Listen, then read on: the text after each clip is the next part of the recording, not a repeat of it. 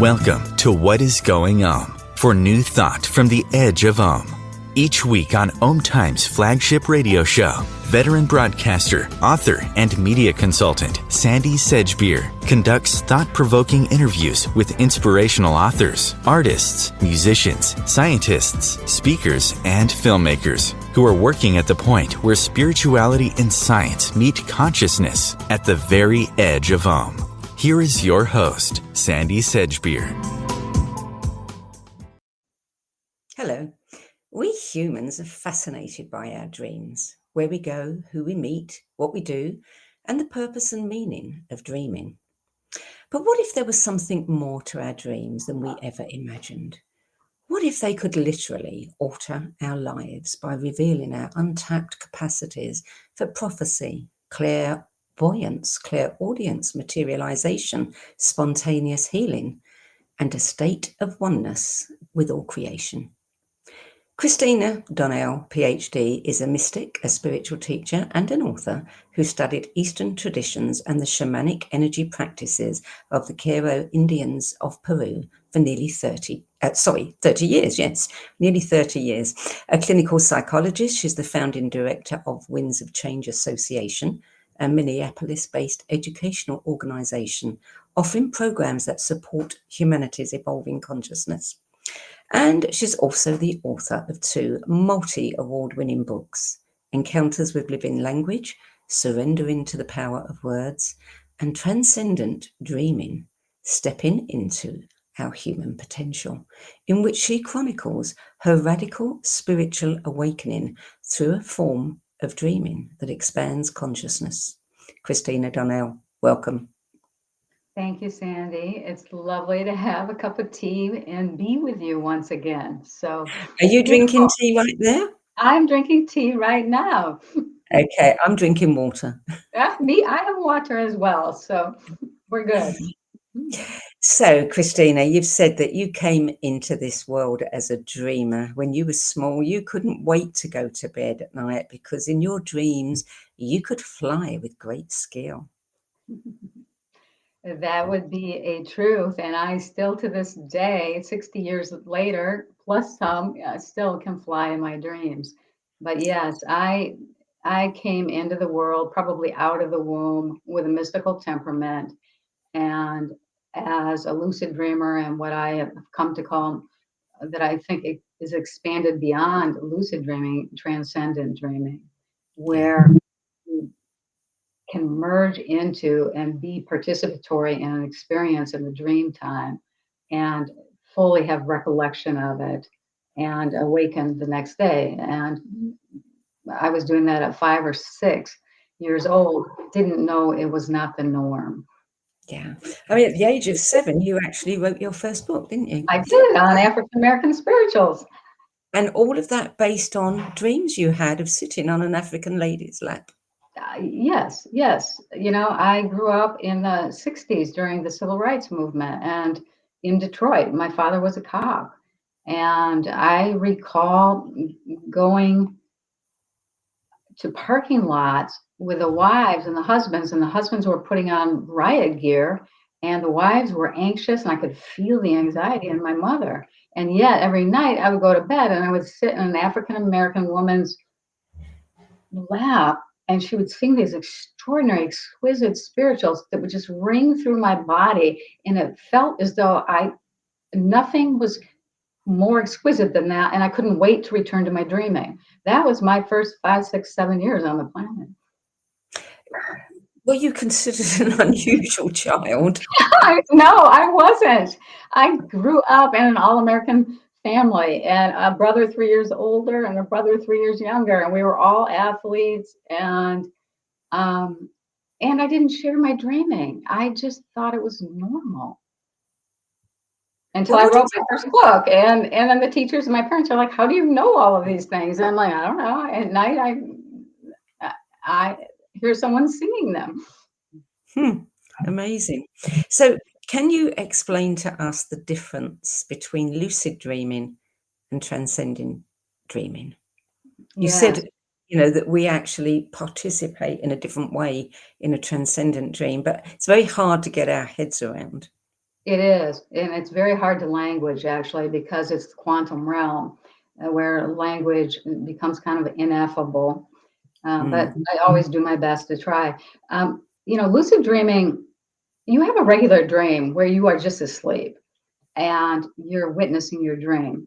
Lucid dreamers actually awaken within the dream. So they're aware they're in their bed. There's a piece of their awareness that is in the bed, but they awaken within the dream and they have some degree of participation within the dream. Lucid dreaming, always the lucidity goes up. It's like the light bulb in the room just went up. And people in lucid dreaming have experiences of being able to coexist in a space with another and actually influence a dream, pull out of a dream, um, and in lucid dreaming, actually from the unseen realm, impact our everyday realm. So lucid dreaming is exquisitely beautiful. We have Carlos Castaneda, who just wrote voluminous books about luminous dream or lucid dreaming. Transcendent dreaming is different. It has all the qualities of lucid dreaming, and yet it takes the dreamer who's awake in the dream into the intelligence behind creation, and you merge and you're participatory there. And there is no will in a transcendent state or dream. So you're participatory, meaning there's no observer or observed. There's just observing, or there's no observed or observed. There's just experiencing. But you are participatory in these transcendent states that move the awareness outside the self into the boundlessness, into the subtle depths of our greater reality, and just open up great vistas with huge changes, not only in the mind, but in the body, the subtle body and the physical body of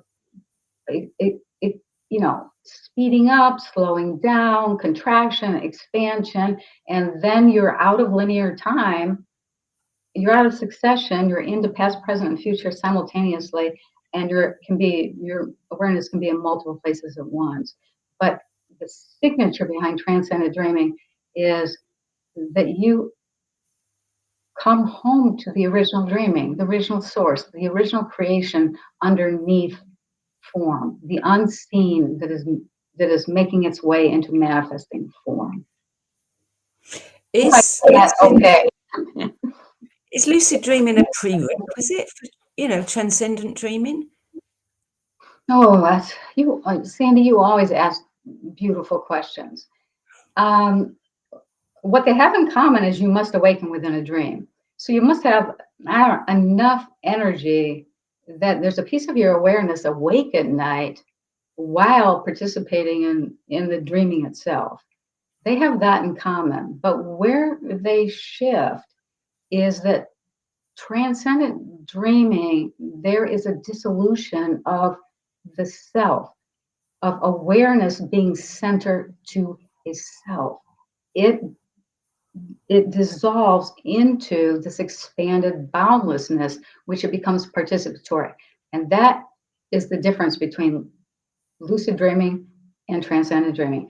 And lucid dreamers often, if they're caught in that ego and the awareness that needs to be centered to itself, probably never move beyond lucid dreaming.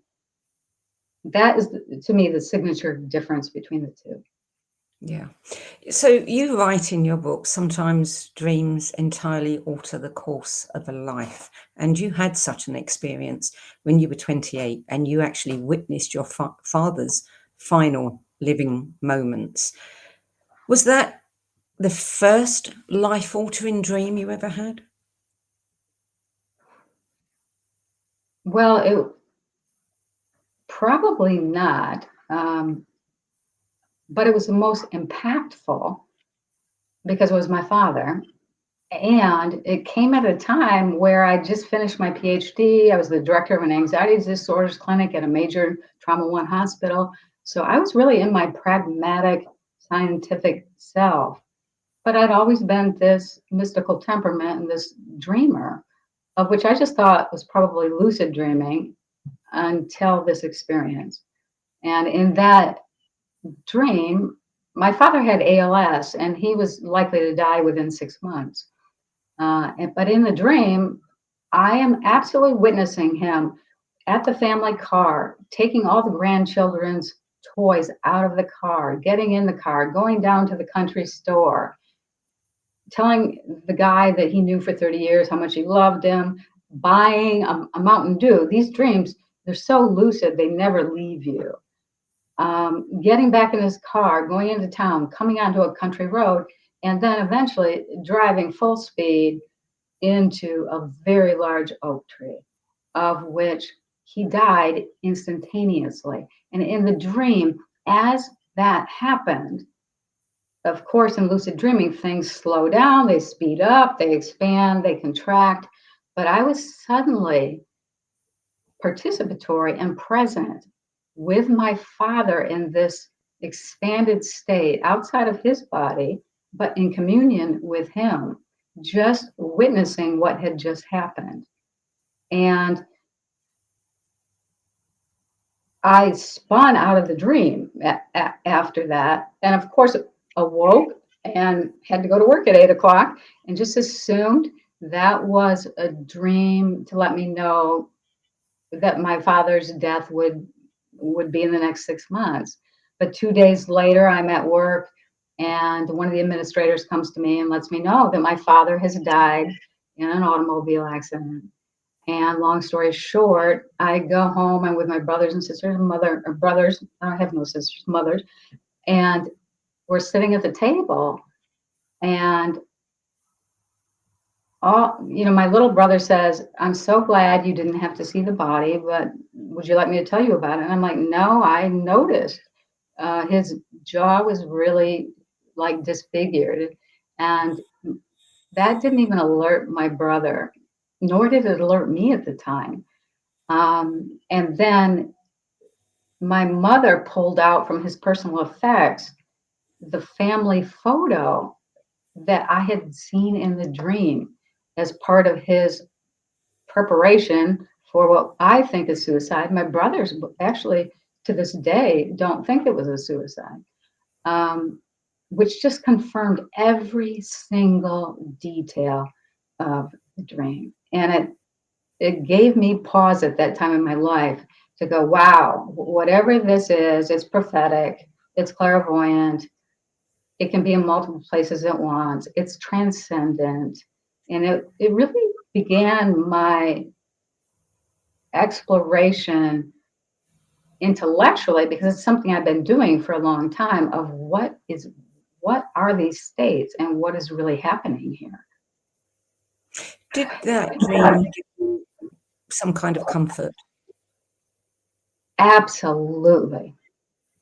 Absolutely. The last time I saw my father, because he had ALS, he had started drinking. And I was in my PhD program. I was 24 years old, so wet behind the ears and self-righteous. I did not like that he started drinking, and I was fighting with him. So when he died, the last time I saw him, I was had been fighting with him. But that dream was the healing balm of our extraordinary love of one another in that exquisite moment together.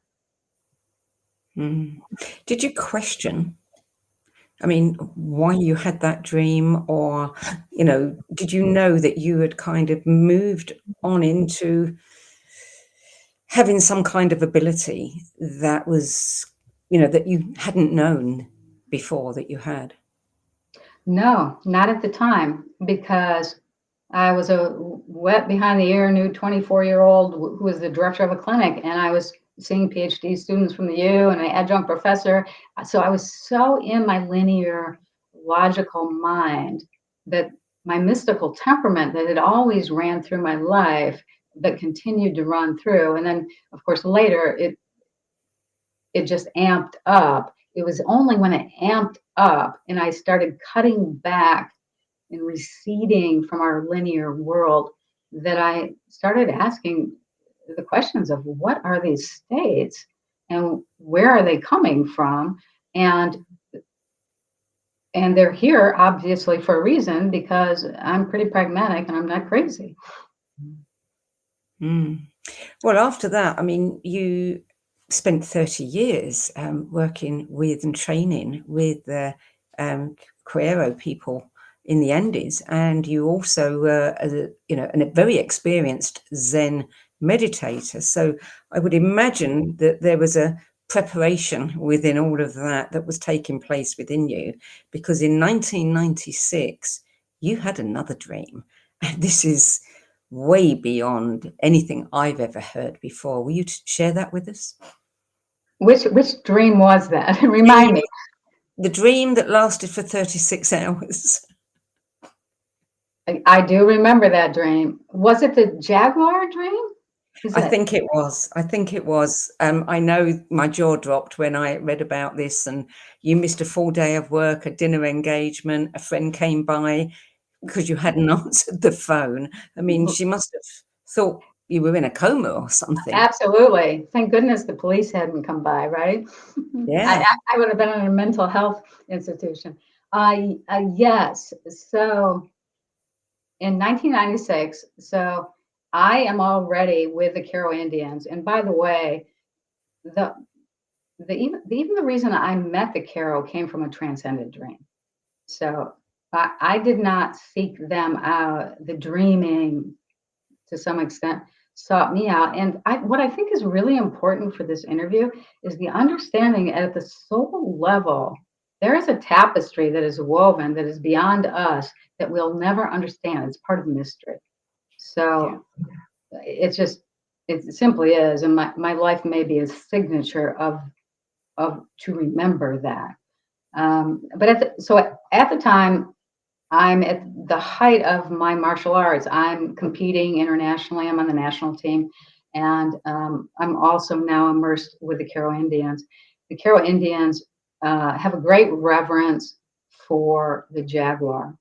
And I'd had a number of appearances of a jaguar in Transcendent Dreaming, where I would just sit in this tree and be doing nothing. And I'd be held in its beingness, doing nothing with its, jaguars, their eyes are just like this luminous gaze. And I'm like, in the dream time, I'm like, yeah. Why is this repetition? And meanwhile, over a few months, I give up my adjunct professor. I give up my license. I decide I don't want to be a part of Western medicine any longer. I want to seek truly how we sit with the soul and the spirit. Every time this jaguar that doesn't move is in this tree, I'm completely irritated by it. But like, why does this keep visiting me? And then in that dream in 1996, I merged into this vision with the same jaguar, always in the same place in the tree. Long story short, I think, I didn't say it in the book, but we're 25 years later, I think it totally awakened a Kundalini experience, because in that moment, my awareness expanded beyond the self into a boundlessness. My energy body, which was very honed because I was a martial artist, was reconfiguring and expanding and contracting. So I'm in a dream state. I obviously had to be asleep for this to happen, but the whole body is going through a really deep experience. I hate to make meaning, but probably moving beyond linearity at the cellular level to truly sitting in transcendence, of which had been happening all my life, but I didn't know it. And shortly thereafter, the dream was 36 hours. I couldn't move. I could hear. I couldn't put a thought together or a word. And when I felt strong enough to go outside, I walked 10 steps, and the heat in my body just made me want to, excuse my language, vomit. And that was the beginning of what I call holding on by my fingernails as I moved further and further into transcendent dreaming. How were you able to function in the 3D world? I felt like I was hanging on by my fingernails. I really did. Because thank goodness at that time, it all happened usually when my consciousness had to do a head plant. Unlike encounters with living language, I now have awake dreaming. So it's now settled itself into my awake time. But that took 20 years of development. At that point in my life, I'd be asleep, and then these images, and I'd merge into the images, and then all of this reconfiguration would happen in the body, where I would be transcendent. My awareness was participatory on subtle realms of reality that would actually materialize later in our everyday world, which you see in the book.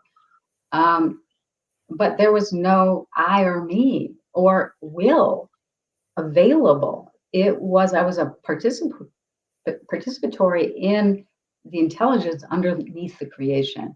And I've come to say, you know what? We're all here with an original signature.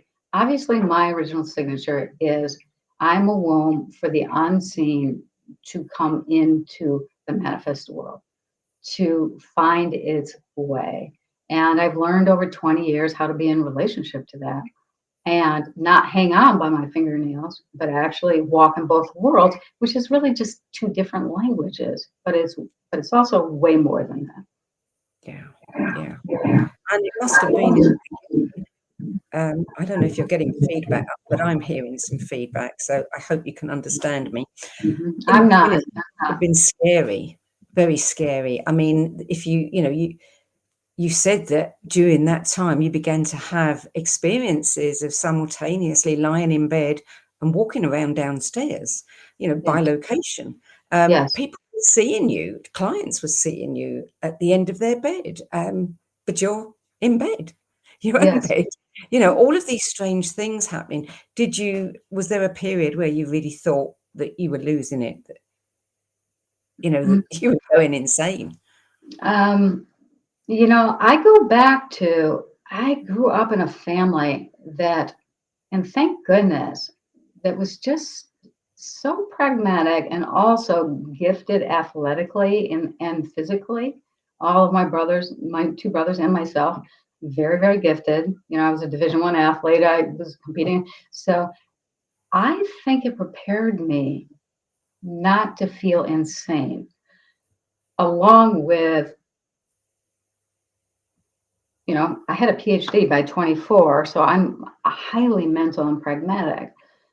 That, I think, in my constitutional nature, helped me not feel mental. And I do think a number of people, because I see them, because I do a lot of consultation with spiritual emergence, where people are definitely losing it. They're fracturing. Yes. But I think for some beautiful grace note reason, I was given the signpost along the way. And although I did at times feel as though I was hanging on by my fingernails, mostly it was the chronic fatigue from the expansions in energy that made me think I might not be able to work because I was so exhausted. And I might also say, in those transcendent states, which I call, in martial arts, you call it a dojo. It's where you go to train. So the dream time is where I obviously was in training. It wasn't it was incumbent upon me. It didn't come from me. But that training was absolutely exhausting. And yet there was a progression in it that just kept moving forward. And when I eventually surrendered into it, and said, well, this is my teacher. There's no text out there. I don't know anyone else who's doing this. I can read the mystics. It really helped me to go, I'm not afraid of death. So let me just surrender into this. And there was an organic progression. It pushed me absolutely to my limits. what I love now, 30 years later, is I can sit with people and teach them how not to be pushed to those limits while experiencing transcendence. So, in some weird way, it was a gift, but it was difficult. Your book, Transcendent Dreaming, I mean, you've structured it with 10 dreams that you've chosen to illustrate certain things. You had an encounter with Jesus who gave you a piece of advice and you didn't take it. And I suffered. I suffered. Is that a message? I suffered. Yeah. I did. I had a beautiful dream. Sitting in it was during the time where a lot of reconfiguration of energy was happening, a lot of expansion, contraction, materializing, so just, I read once, I wish I remembered the book, where it said, for materialization or dematerialization, it takes 8 times the amount of your ordinary energy. And that was the height of,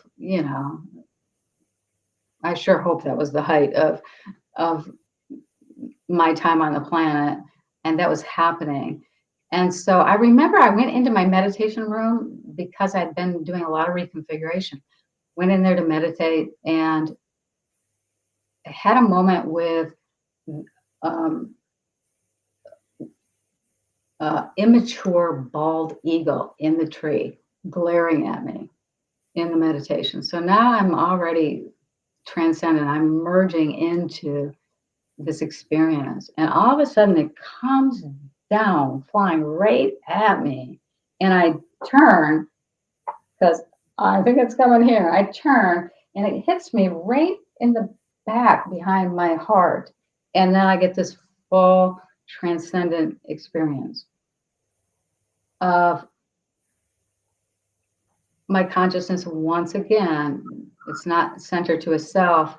It's expanding further into more subtle realms, more simultaneity, more. So it was a train. When I look back on it, it's training transcendent experiences. And upon the ending of it, I was like, my God, what was that? And then a full appearance of Jesus came in. And I have no familiarity with Jesus. I don't come from a Christian background. If anything, maybe more of a Zen, but no spiritual background per se, maybe transcendent, dreaming. And it was a couple of days later, I'm like, okay, Jesus. And it was around Easter, of course. So that energy is on the planet. Like, why did you come in after that? And I had this very strong communication of, I came in because you wouldn't recognize me. And I am here. And if you will embody me, I can teach you this way of balancing this transcendent experience with the everyday world. And at the time, I'm in my maybe 30 at the most. I'm like, yeah, thank you. And long story short, it took another 18 months of these reconfiguration dreams to finally balance that I could walk in both worlds with ease and have affection for the linear world while also being transcendent. So I think had I actually in that moment accepted it, it would have saved me 18 months of more hanging on by my fingernails. I wonder if you're the only person who's ever said no to Jesus. I'm sure I'm not. And what we do in our 20s and 30s, right? Yeah. Well, we're going to take a short break now. You're listening to What Is Going On. I'm Sandy Sedgbeer, and my guest today is clinical psychologist, mystic, spiritual teacher, and author Christina Donnell, PhD. And we're talking about her extraordinary book, Transcendent Dreaming, Stepping into Our Human Potential. We'll be back with more from Christina Donnell after this break. Home Times TV. Hello, I'm Sandy Sedgbeer, host of Times flagship radio show, What Is Going On? And as an author, editor and 13 times book judge who's read thousands of books and interviewed hundreds of authors, I'm constantly asked what's really worth reading and what's not. So I created the No BS Spiritual Book Club to help you save time and money by picking the brains of discerning names who have walked this path before you. There's no catch, no fees and no BS. Just an ever-growing library of 10 best spiritual book lists from some of your favourite authors and teachers, plus free book excerpts, audios and video interviews with people like Don Miguel Ruiz Jr., David G., Lee Harris, Mark Nepo and more. From well-known classics to hidden gems you've never heard of, it's the only no BS guide to the best spiritual books to enlighten your journey of self-discovery. So why not join the club? Get inspired and save money at the nobsspiritualbookclub.com. Imagine becoming a super influencer. Reinvent yourself, invest in your brand, and then manifest your success with a robust spheric approach. Times Media and Broadcasting offers a unique and multifaceted way to become the spiritual and conscious influencer you deserve to be by putting your message across our powerful platform with its proven record of integrity and excellence. Through our produced shows, Times offers the opportunity to become a social media TV personality, a radio show host, an Times magazine columnist, and a syndicated podcaster, all in one shot. By live streaming your show on Times TV and broadcasting it across the extensive Times radio and TV networks, you become more than a host. You become an ambassador and a force for positive change. Times. Open yourself to the possibilities. Everything that we do, we can do in a contemplative manner. Through the art of contemplation, you can use the gene keys in a really powerful way. Gene Keys is basically the code book of life. In the Gene Keys, the book is made up of these 3 levels: shadows, gifts, and cities. And the journey is through those 3 levels, kind of unpicking of the shadow states, the releasing of the gifts, and then the embodying of this higher consciousness called the city. And the cities are very exalted words. And it's not like we kind of suddenly are all these exalted Christ-like beings, but we have flashes and illuminations along the journey. And the more we get stuck into the journey, the more illumination comes to us, because the more we're releasing the light from in these codes inside our DNA. So all those revelations are inside us. So the contemplative way is the inner way.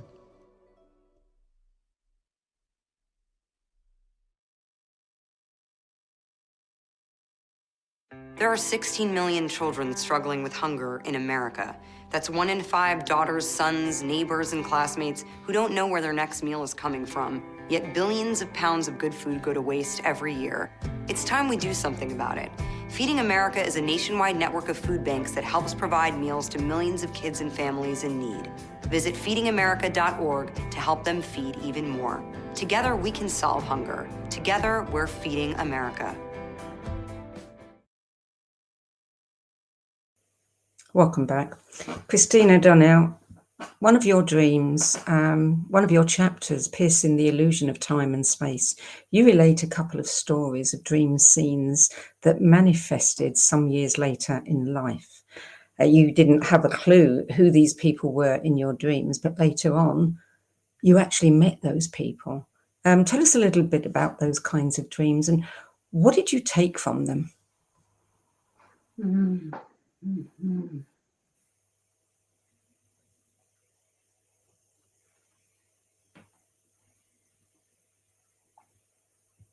You know, I'm thinking of maybe the first one I wrote about,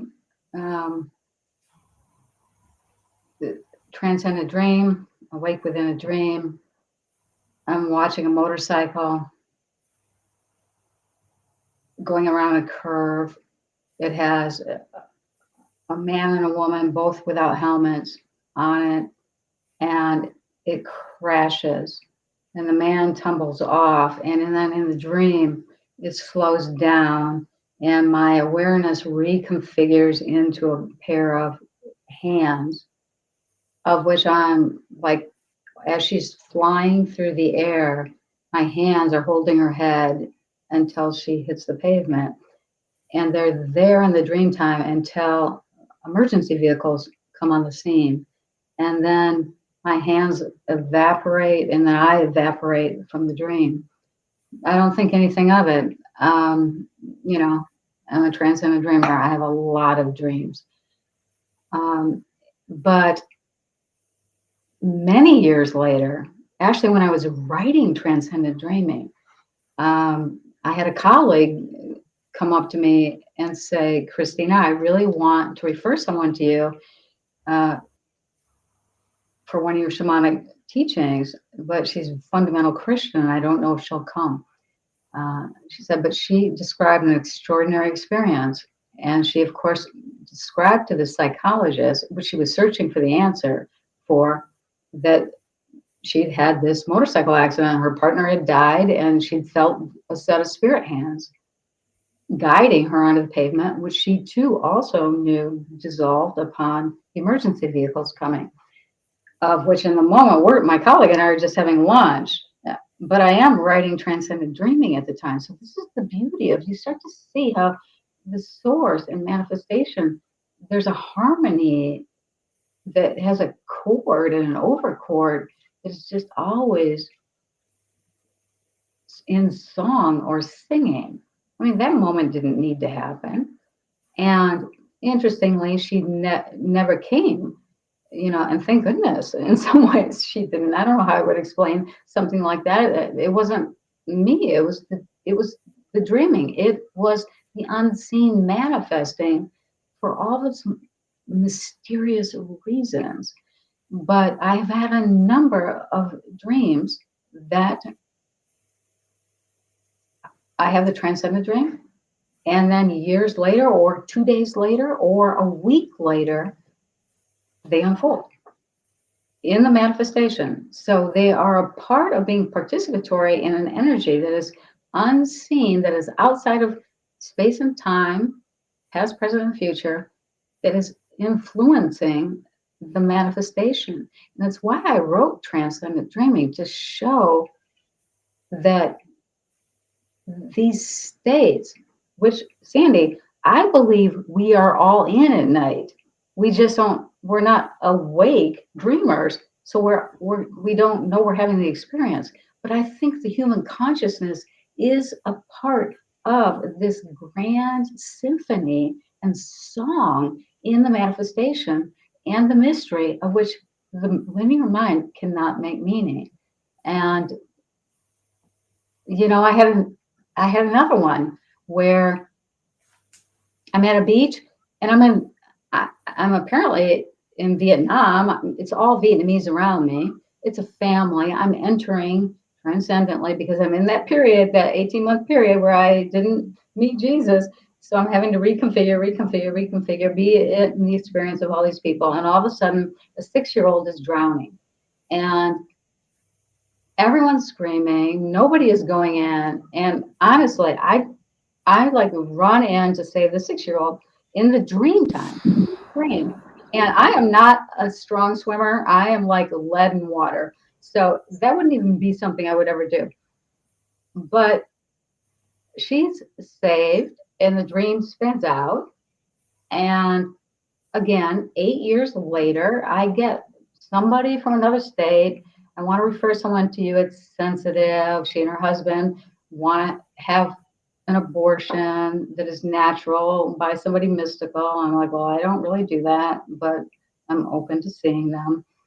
And I see this couple who indeed are in a part of their life, they don't want an abortion. At that point, I had made all sorts of decisions about my own capacities and being versus doing. And I listened to them and I said, I'll get back to you in 24 hours. And as she goes to give me her business card, a photo falls out, and I see in the photo the birthmark of the mother who was screaming at the beach that her daughter was drowning. It's like 20 years later now. And of course, it's an luminous moment. So I asked her, did you by chance have a near-death drowning experience? Of course, of which she said yes, which confirmed to me, oh, that transcendent dream is now in the manifestation. And I just noted it. And I knew that I was not open to, from a personal place, because that's not why I'm in the world, to shift the conception of their baby. But they left the office, went into a transcendent dream, and I saw the energy disconfiguring in her womb and leaving. She had a miscarriage the next day. Her husband calls me, says, thank you so much. But it wasn't me. I don't work from that place of I am doing. It was, again, the mystery and the source. And it's always why I say transcendent dreaming is more about, these levels of connection that we are so unaware of. I mean, you've had some extraordinary experiences. You've had, you've been awakened to so many abilities that you have. Spontaneous healing, helping people heal, all kinds of things. There's one particular incident that I found especially remarkable, and that was your dream 5, materialization and the challenging of conventional reality. When you talk about having a dream of having a broken ankle and waking up to a sprained ankle. Yes. It's like, how does that happen? How does that happen? How does that happen? And I have the dream, and I in the dream I have the sprained ankle, and I awaken in the dream with like, oh my God, I've like torqued my ankle, which swells to twice its size. But then I am on a pilgrimage taking students, shamanic students, and it revisits me. Like I meet the same man that was in the dream. And what I love about transcendent dreaming, and it's why I am hands off with, this is just the mystery, and it's so big, it's so much bigger than that I don't want to influence it. I just maybe am a womb for its expression, but I am in a place of being, not doing. In this dream, that dream started to go down the same line, but it ended differently, and I didn't have the sprained ankle. Maybe it was because I had the sprained ankle already. I don't know, but a lot of transcendent dreams, they can be prophetic down to the detail. They can be metaphoric, or they simply don't happen, and that tells me the power of the manifestation and the quantum levels that are working at every single moment, which is why my little personal will doesn't want to be a part of that. You wrote that as dream after dream unfolded, I became aware that embedded in such experiences was a blueprint for a transcendent humanity that could contribute to the awakening of our infinite human potential. Say more about that.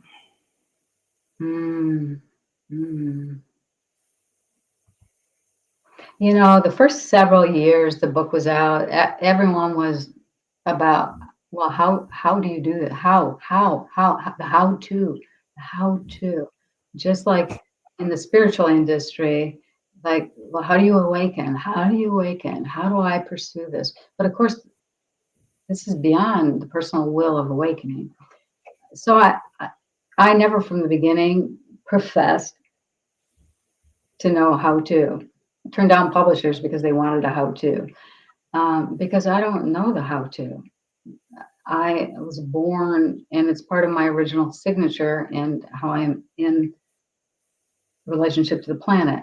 Now, in my 6th decade of life, I get, nobody wants to sit in silence, of course. But I get when we bring our awareness into the silence and our mind and thought and making meaning recedes, we recognize it's fully flowered. It's given us our linear world. It's too tight. So we're ready to let it fall away, and we go into the deeper layers of the silence. The silence is the transcendent realm, and the silence, we're born within the silence, and the silence is of the cosmos. So to me, it is the key to a transcendent experience on the planet. And it's a whole lot easier maybe to consider a meditation practice where there's more ease in discovering the layers of the silence where transcendence awakens than having a full, body experience that you hang on by your fingernails. So, I do have ideas about it. At the same time, Sandy, we both know it's coming onto the planet. The last time I talked to you, because we did a beautiful interview with Susie Miller, you said now 1 in 36 children are born neurodivergent, Asperger's, autistic, where they are not in that awareness that is centered to a self. Matter of fact, they're having to learn it as a primary language to be adaptive in the world. Meanwhile, they have these mad skills. They are clairvoyant and prophetic and can speak 5 languages of which their parents have never introduced them to. So it tells me it's already evolving. I mean, that is my greatest comfort in just being a part of it, and maybe being the baton holder. The Olympics are going on, the baton holder, or the bridge of it's already happening. It's on the planet. I have beautiful young adults who have synesthesia, the ability for their senses to be in, to hear color. So I think it's Sandy, is it part of our evolution, and not neurodivergence? I don't think of as a mutation, or likely is, but it's moving us along to a transcendent human. What I often call moving beyond Homo sapien to Homo luminous. What I often call when I walk and my tennis shoes are too tight because my toes are at the end, that feels like our linear world and successive world and cause and effect and making meaning. It's too tight. It's too tight. It's too tight. And so we are expanding now beyond that. Yeah. Well, I really do think that the next generations are representative of the new human, the transcendent human, whatever we want to call it. But yes. I've met several, and I know the abilities they have. Yes, I know you do. One reviewer of this book said that they felt that you have been called by Spirit to develop a potential for human beings that's been lost or neglected in Western culture. The potential for dreaming to become a practice of self-realizations beyond the ego. What's your view on that?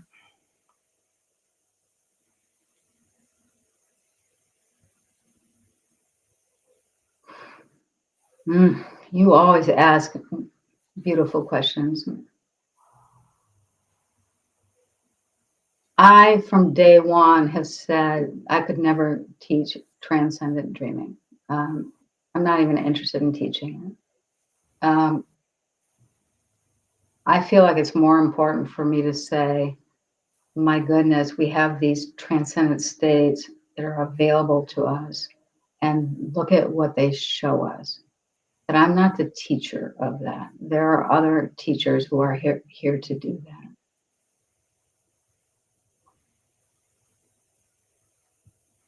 At the end of the day, I think the manifestation is perfectly unfolding, even in the division the rhetoric, the us and them, the cacophony of the noise, the epidemics, and really the kind of ludicrous place linear world of us and them has become. It's almost cartoon-like. And it's cartoon-like to many who don't ever have any transcendent experiences. So I just see that as the manifestation in its very large cycles of the large continuum evolving us. And then there are those of us here who are those small tributaries that are breathing in and speaking and sowing really simple seeds. Not how-tos, not this is, you do this, you'll have this. This is how you awaken. This is how, you become enlightened. No, just small seeds, small wisdom nuggets where people go, oh, and they chew from the wisdom nugget and they begin to expand beyond the sense of self to, oh yeah, there is a larger continuum out there. And, oh, I do feel called. Because if you're not called, you're not supposed to be going in that direction, even though you wish you were called. There has to be a desire. There has to be a place inside one, as Krishnamurti, Krishnamurti was just such a beautiful teacher, said, until the flower of thought completes itself for you, you can't understand moving into a silence where the transcendent realm will give you an experience. It's like,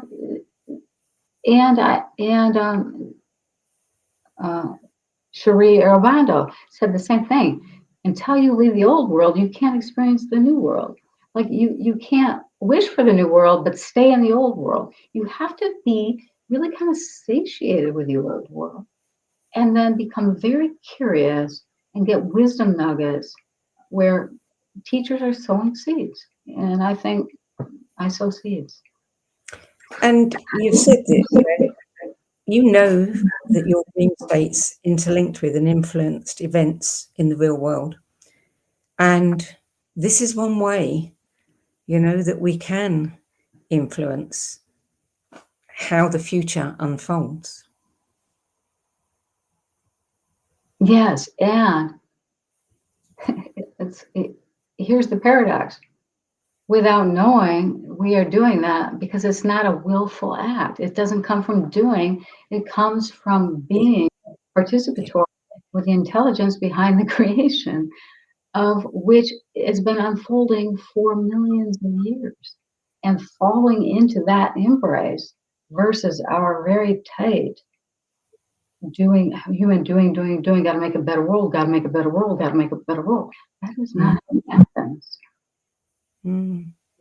Well, before we close, I just want to mention briefly your book, Living Language. I mean, having read both of these books, you seem to me to be somebody who is way out front, a pioneer, if you like, a scout, Yes. creating the path for the others to follow, because both of these books are absolutely extraordinary, and they are tapping into and showing us things that I had never thought of before, absolutely never thought of. So I mean, do you feel that you are on target with your mission, so to speak? I would say my mission breathes and therefore lives me. Did you? That's a good way. Yeah. So tell me quickly before we close about your next book. Oh. Yes, because you are somewhat aware of it. Working title, Timeless Consciousness. It's half written, and we're just now, Kate Montana, my editor, we're shopping it out to trade publishers. But I do see it as the synthesis of these first two books. And really, everyone for 28 years is like, wow, but what's the how-to? What's the how-to? What's the how-to? This book is the closest thing to how-to experience these states of the oneness underlying the whole and being participatory in it and moving to an awareness that is not centered to a self. And it includes meditations, it's step-by-step, it shows an organic progression. I'm excited about it, actually. And I actually introduced it in 2014 to my communities, 3 communities in an audio series. So I've had a number of people training in it, and this organic progression seems to actually bring these states. So I'm very pleased. It should be out in a couple of years. We have to leave it here, Christina. I want to thank you so much for joining me today, and I will look forward to that book. Thank you. And I want to thank you immensely for all that you are doing in the world, my dear sister. Thank you. So, Transcendent Dreaming, Stepping into Our Human Potential is published by Winds of Change Books. For more information about Christina Donnell's books and courses and the Winds of Change Association, visit ChristinaDonnell.com. That's it for this week. I'm Sandy Sedgbeer. I'll be back with another edition of What is Going On at the same time next week. Till then, it's goodbye from me. And thank you again to Christina Donnell. Thank you, Sandy. Beautiful.